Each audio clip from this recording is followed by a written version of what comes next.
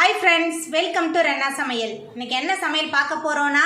நல்ல மொறுமொறுப்பான chicken 65 தான் பார்க்க போறோம் இந்த chicken 65 நம்ம வீட்ல உள்ள மசாலா வச்சு தான் செஞ்சிருக்கோம் ரொம்ப சுவையா இருக்கும் அந்த சுவையான chicken 65 ரொம்ப சூப்பரா மொறுமொறுப்பா எப்படி செய்யறதுன்னு வாங்க பாத்துறலாம் chicken 65 பண்றதுக்கு முதல்ல 1/2 கிலோ chicken எடுத்துர்க்கேன் அதுல மசாலா தூள்லாம் சேர்த்தறலாம் காஷ்மீரி மிளகாய் தூள் 2 டேபிள்ஸ்பூன் எடுத்துர்க்கேன் உங்க காரத்துக்கு தகுந்த மாதிரி சேர்த்துக்கோங்க அரிசி மாவு 1 டேபிள்ஸ்பூன்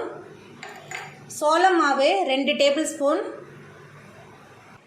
சோளம் மாவு அதிகமாகவும் அரிசி மாவு குறைவாகவும் எடுத்துக்கணும் அப்போ தான் நல்லா மொறுமொறுப்பாக இருக்கும்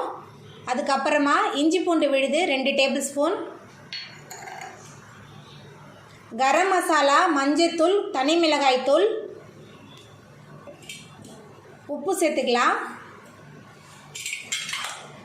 ஒரே ஒரு முட்டை எல்லாத்தையும் சேர்த்துட்டு நல்லா கலந்து விட்டுறலாம்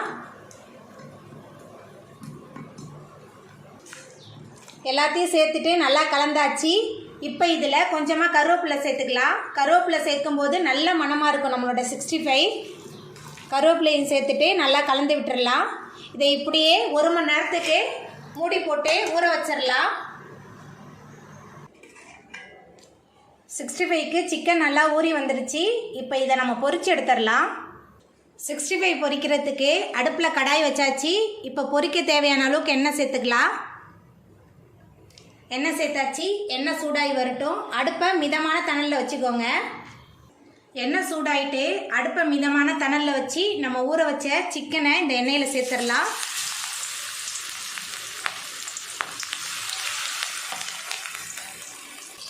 சிக்கன் ஒரு பக்கம் நல்லா பொரிஞ்சு வந்துருச்சு நம்ம அடுத்த பக்கம் திருப்பி போட்டுடலாம்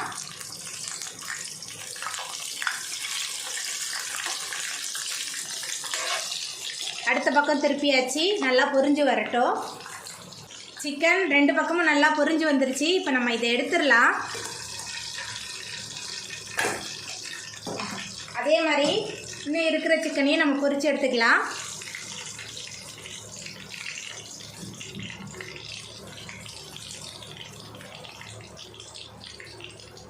அவ்வளோதாங்க நம்ம சிக்கன் எல்லாத்தையுமே நல்லா பொரிச்சு எடுத்தாச்சு